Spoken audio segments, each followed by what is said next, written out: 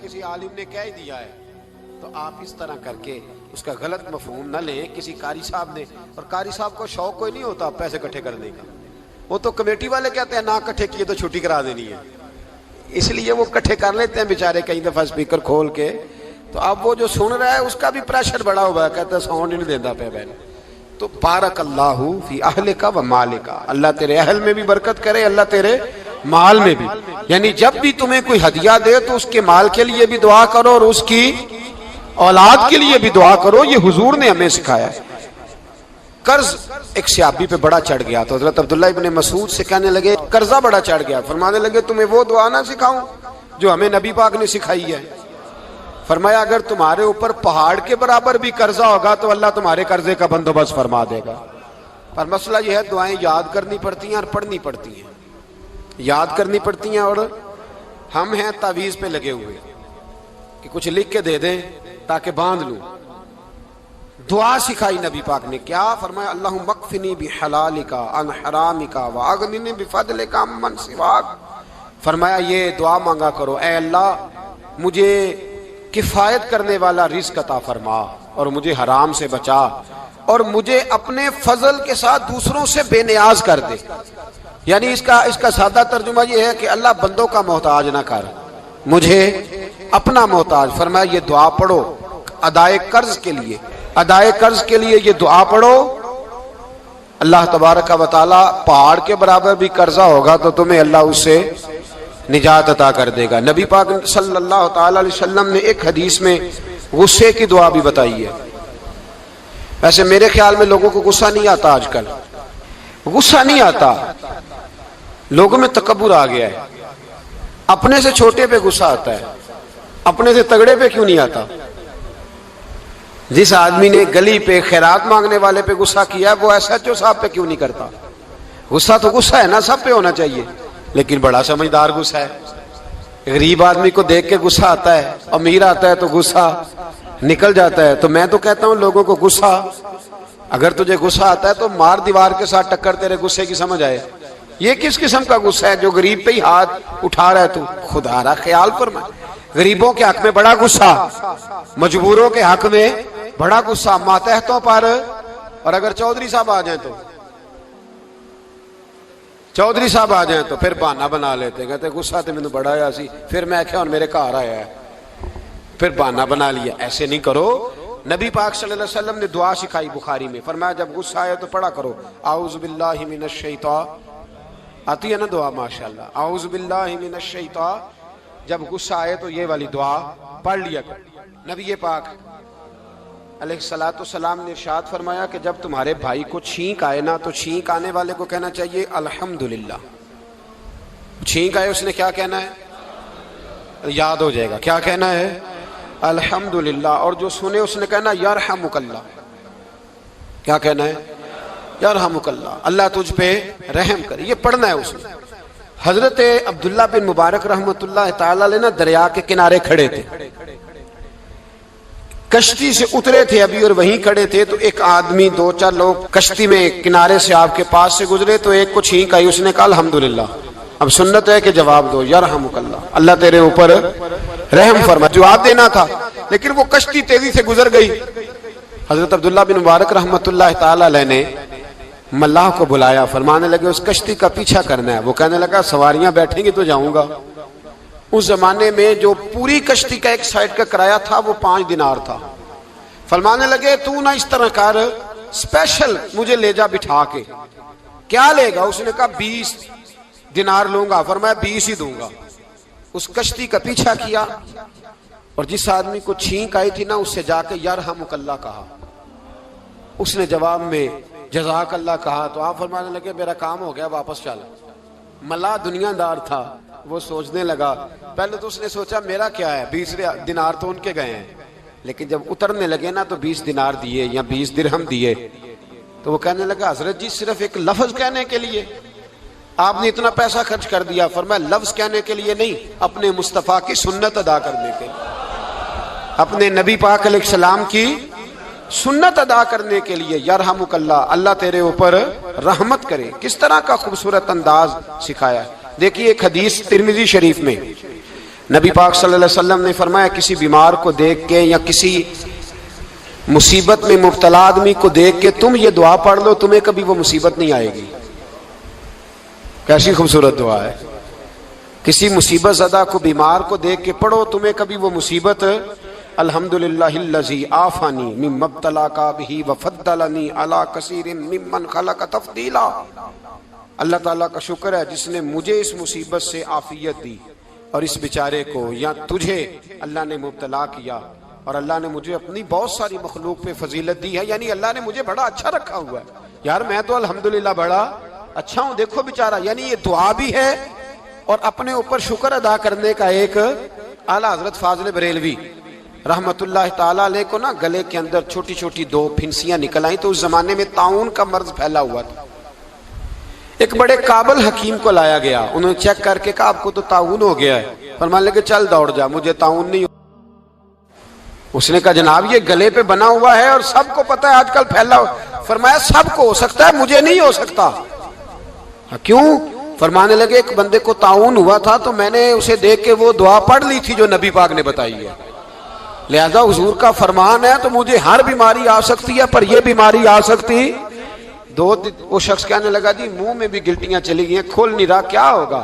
اعلیٰ حضرت نے کالی مرچ منگوائی، اسے پیس کے زبان کے نیچے رکھا تو ساری بیماری دور ہو گئی۔ فرمانے لگے بلاؤ نہ ذرا اس حکیم کو جو کہتا تھا طاعون ہو گیا ہے، وہ تو صحیح ہوتا ہی نہیں اتنی جلدی۔ فرمایا ہر چیز بدل سکتی ہے پر میرے نبی کا فرمان نہیں بدل سکتا، میرے رسول پاک علیہ السلام کا فرمان نہیں بدل سکتا۔ تو عزیز دوستو، نبی پاک اب بڑی خوبصورت بات آئی، ساری خوبصورت تھی، بڑی پیاری بات آئی۔ دنیا میں سب سے حسین چہرہ اللہ نے اپنے رسول کو عطا فرمایا ہے۔ نبی پاک کا چہرہ بھی حسین ہے، مکھ چند بدر شاہ شانی ہے، متھے چمک دی لاٹ نورانی ہے، کالی زلف تے اکھ مستانی ہے، مخمور اکھی ہے مد بھری۔ پیارا چہرہ ہے حضور کا، جتنا چہرہ پیارا تھا اتنے ہی حضور کے اخلاق بھی بڑے پیارے تھے۔ لیکن میرے نبی پاک علیہ السلام جب آئینہ دیکھتے، کیا دیکھتے؟ حضور جب آئینہ دیکھتے، ہمارے نوجوان بھی سارا دن آئینے کے آگے کھڑے رہتے، کبھی بال اس طرح کے بناتے ہیں کبھی اس طرح کے۔ تو میرا کئی دفعہ دل کرتا ہے کہ میں ان سے کہوں کہ تو آئینے کو کہہ رہا ہے جھوٹ بول، پر وہ کیسے بولے؟ تو کہہ رہا ہے آئینے کو کہ تو کہہ سب سے پیارا تو ہی لگ رہا ہے، پر وہ کیسے بولے؟ اس نے تو سچ بتانا ہے۔ ان کو آئینہ جو دکھایا تو برا مان گئے۔ تو میرے عزیز یاد رکھیے گا، نبی پاک صلی اللہ علیہ وسلم بھی آئینہ دیکھتے۔ آئینہ دیکھنا حضور کی سنت ہے، کوئی سنت سمجھ کے آئینہ دیکھے گا تو ایک دفعہ دیکھنے پر 100 شہیدوں کا ثواب ملے گا۔ لیکن نبی پاک صلی اللہ علیہ وسلم آئینہ دیکھتے کیا کہتے؟ اللہم انت حسنت خلقی فحسن خلوقی۔ یا اللہ، یہ دیکھیں حضور نے ہمیں سکھایا ہے، یا اللہ جس طرح تو نے میری صورت اچھی بنائی ہے میری سیرت بھی اچھی بنا دے۔ یہ ہمیں سکھانے کے لیے دعا، یا اللہ جس طرح صورت اچھی بنائی ہے، جس طرح تو کہتا ہے نا اس دفعہ اس وقت دیکھ لو کپڑوں پہ کوئی داغ نہیں، تو دعا کیا کر باطن کے بھی اللہ داغ دور فرما دے، یہ والا سارا معاملہ بھی ٹھیک ہو جائے۔ آخر کی طرف آتا ہوں، فرمایا جب کھانا کھانے لگو تو دعا مانگو، اور ایک روایت میں فرمایا یہ دعا پڑھ لو، کھانے میں زہر بھی ہوگا تو تم پہ اثر نہیں کرے گا۔ کھانے پہ ایسے میں بڑی تکلیف سے کہتا ہوں کہ آج بھی ہمیں کہنا پڑتا ہے کہ بہت سارے لوگ ایسے ہیں جو ابھی بھی کھانے سے پہلے بسم اللہ نہیں پڑھتے۔ یار بڑے افسوس کی بات نہیں؟ بڑے افسوس۔ حضور نے دعا سکھائی، میں یہ دعا پڑھو گے تو زہر بھی ہوگا تو اثر نہیں کرے گا۔ بسم اللہ الذی لا یضر مع اسمہ شیء فی الارض ولا فی السماء یا حی یا قیوم، جس کی برکت سے زمین و آسمان میں کوئی چیز بھی نقصان نہیں دیتی، اور اے اللہ اے ہمیشہ زندہ رہنے والے اور قائم رہنے والے۔ یہ نبی پاک علیہ السلام۔ اور ایک حدیث میں اور بھی دعا آئی ہے، بسم اللہ شریف تو خیر بخاری میں موجود ہے، مسلم میں موجود ہے، بسم اللہ وعلی برکت اللہ بھی ایک حدیث میں نبی پاک صلی اللہ علیہ وسلم نے ارشاد فرمایا۔ اور جب کھانا کھا چکے پھر کہا دعا مانگو، الحمدللہ الذی اطعمنا وسقانا وجعلنا من المسلمین۔ اللہ تعالیٰ کا شکر ہے جس نے ہمیں کھلایا بھی، پلایا بھی اور مسلمان بھی بنایا۔ حضرت مرزا مظہر جانے جانا فرماتے ہیں کہ بارش ہوئی تھی تازی تازی، دلی میں تازی تازی بارش ہوئی تھی، ایک بابا لکڑی کے جوتے پہنے کھڑا ہوں، اللہ اللہ اللہ اسی کسے دے کچھ بھی نہیں لگ دے نہ کوئی ساڈا دردی، बाबा मस्त होके जा रहा, अल्लाह अल्लाह करता जा रहा। एक तवाइफ अपने कोठे से उतर के तो सीढ़ियों पे बैठी थी, साथ उसका यार भी बैठा था। बाबा अपनी मस्ती में जा रहा, तो बाबा जी के पैरों से कुछ मिट्टी उड़ी तो उस औरत के कपड़ों पे पड़ गई। परवाह ही नहीं, बुजुर्ग गुजर रहे। वो यार उसका दौड़ा हुआ आया, उसने आकर थप्पड़ मारा, का ख्याल नहीं सारे उसके कपड़े आलूदा कर दिए, तू किधर, तेरा दिमाग नहीं ठीक। बाबे ने नजर उठाई, का बेटे मैंने देखा नहीं, चल अल्लाह तेरा भला करे, तूने बदला ले लिया। बाबा जी चुप करके, वइज़ा ख़ातबहुमुल जाहिलून क़ालू सलामा, चुप करके गुजर गए। ठंड का मौसम था, बारिश ताजा हुई थी, हलवाई दूध काढ़ रहा था, उसने बिठाया बाबा जी को फट्टे पे, प्याला पकड़ा, दौड़ के आगे बढ़ा, बुजुर्ग आ गए, आइए बैठिए। दूध का गरम गरम प्याला शक्कर डाल के दिया, बाबा जी ने दूध पिया, फिर नजर झुकी, फिर रंग बदला, कहने लगे मालिक तू कितना बेनियाज है, कहीं थप्पड़ मरवाता है, कहीं दूध पिलाता है, तेरी बेनियाजी है ना, उधर थप्पड़ मरवाया, यहाँ दूध पिलाया, तू ही जानता है तेरे रंग क्या है। अभी बाबा वहीं बैठा था, दौड़े आए, पीछे से लोग, शोर हुआ, बाबे को दबोच के वहां ले गए जहां उस नौजवान ने थप्पड़ मारा था। कहा तू अल्लाह का बंदा है, अल्लाह के बंदे बद्दुआ तो नहीं देते। हुआ क्या? कहा तूने बद्दुआ दी है? कहा नहीं दी, बात बताओ। कहने लगे उसने तुझे थप्पड़ मारा है, छत पे चढ़ा है, पैर फिसला है, गर्दन के बल गिरा, मनका टूट गया, मर गया है, तूने बद्दुआ दी है। बाबा जी कहने लगे यार मैंने तो दूसरा लफ्ज भी नहीं कहा, भला हो कह के गुजरा हूं, मैंने नहीं बद्दुआ दी। का तूने दी है तभी तो मर गया। कहा नहीं दी। का बाबा तू बुजुर्ग आदमी है, सच बोल। तो बाबा जी कहने लगे सच सुनो। फिर मैं आ रहा था, मेरे पैरों से मिट्टी उड़ी, इसके यार के कपड़ों पे पड़ी, इसे बुरा लगा, इसने मुझे मारा। जब इसने मुझे मारा तो मैं कोई लवारस तो नहीं था, जब इसने मुझे मारा तो मैं कोई लवारस तो नहीं था। मुझे दुश्मनों न छेड़ो, मेरा है कोई जहां में, मैं अभी पुकार लूंगा, नहीं दूर है मदीना। इसने मुझे मारा तो मैं कोई लवारस था कि मेरा बदला कोई ना लेता।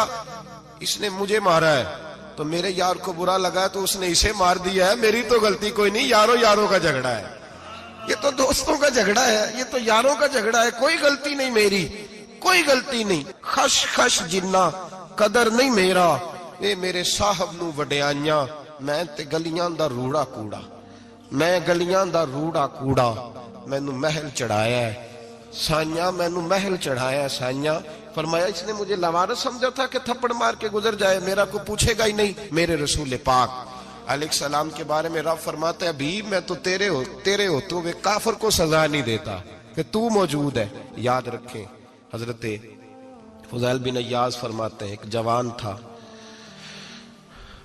मस्जिद में आया, लोगों से कहने लगा रोटी खिलाओ, किसी ने तवज्जो ना की। उसने कहा मैं रब रब बताने वाला हूं, मेरी तरफ देखो तो सही। किसी शख्स ने ख्याल ही ना किया। फिर उसने कहा यार थोड़ा सोचो, नमाजियों से कहा, अहले इलाका से कहा, उन्होंने तेरी तरह के बड़े दरवेश देखे। मस्जिद के मेहराब में वो रब करीम का बंदा इंतकाल कर गया। जब फौत हो गया ना, लोगों का मिजाज है, बीमार को दवाई नहीं देते, जनाजे पे वक्त पे पहुंच जाते।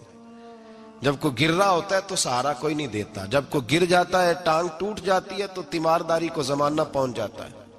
और बुजुर्ग वो नौजवान अल्लाह का नेक बंदा मस्जिद के मेहराब में फौत हो गया। हजरत फज़ैल इब्न अय्याज कहते हैं इमाम साहब ने ऐलान किया चंदा दो, कोई लवारस फौत हो गया, कफन देना। चंदा इकट्ठा हुआ, कफन खरीदा, जनाजा पड़ा, इशा के बाद दफन करके आए। फजर की नमाज के लिए जब इमाम और मुअज्जिन मस्जिद में आए तो चीखे मारने लगे, तड़पने लगे, दूर दूर तक आवाजें फैल गई, दुनिया दौड़ी आई। क्या हुआ? कहने लगे वो जो तुमने कफन पहनाया था वो यहां पड़ा हुआ है, और देखो कफन पे तहरीर लिखी है। तहरीर क्या है?